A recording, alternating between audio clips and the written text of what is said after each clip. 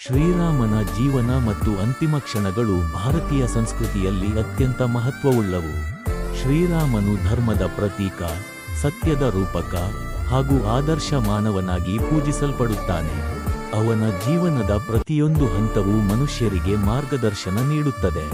ಅಂತಿಮವಾಗಿ ರಾಮನು ಹೇಗೆ ಸಾವನ್ನಪ್ಪಿದನು ಮತ್ತು ಅವನನ್ನು ಉಳಿಸಿಕೊಳ್ಳಲು ಹನುಮಂತನ ಪರದಾಟ ಹೇಗಿತ್ತು ಎಂಬುದು ಅತ್ಯಂತ ಭಾವನಾತ್ಮಕ ಹಾಗೂ ಆಧ್ಯಾತ್ಮಿಕ ಕಥೆಯಾಗಿದೆ. ರಾಮನ ಅಂತ್ಯ ಜೀವನದ ಹಿನ್ನೆಲೆ. ರಾಮಾಯಣದ ಯುದ್ಧದ ನಂತರ ರಾಮನು ಅಯೋಧ್ಯೆಗೆ ಮರಳಿ ಜನರಿಗಾಗಿ ಆದರ್ಶ ರಾಜನಾಗಿ ಆಡಳಿತ ನಡೆಸಿದನು. ಅವನ ಆಡಳಿತವನ್ನು ರಾಮರಾಜ್ಯ ಎಂದು ಕರೆಯಲಾಗುತ್ತದೆ, ಏಕೆಂದರೆ ಅದು ನ್ಯಾಯ, ಸಮಾನತೆ ಮತ್ತು ಧರ್ಮದ ಮೇಲೆ ನಿಂತಿತ್ತು. ಆದರೆ ಅವನ ಜೀವನದಲ್ಲಿ ಕೆಲವು ದುಃಖಕರ ಘಟನೆಗಳು ನಡೆದವು. ಸೀತೆಯ ಅಗ್ನಿಪರೀಕ್ಷೆ ಮತ್ತು ನಂತರದ ವನವಾಸವು ರಾಮನ ಮನಸ್ಸಿಗೆ ದೊಡ್ಡ ನೋವನ್ನುಂಟು ಮಾಡಿತು.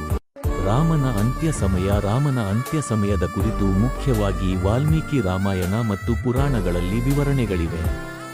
ರಾಮನು ತನ್ನ ಅವತಾರ ಧರ್ಮವನ್ನು ಪೂರ್ಣಗೊಳಿಸಿದ ನಂತರ ಭೂಲೋಕವನ್ನು ತ್ಯಜಿಸುವ ನಿರ್ಧಾರ ಕೈಗೊಂಡನು.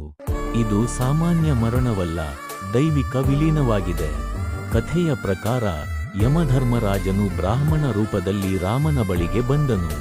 ಅವನು ರಾಮನೊಂದಿಗೆ ರಹಸ್ಯವಾಗಿ ಮಾತಾಡಬೇಕೆಂದು ಹೇಳಿದನು.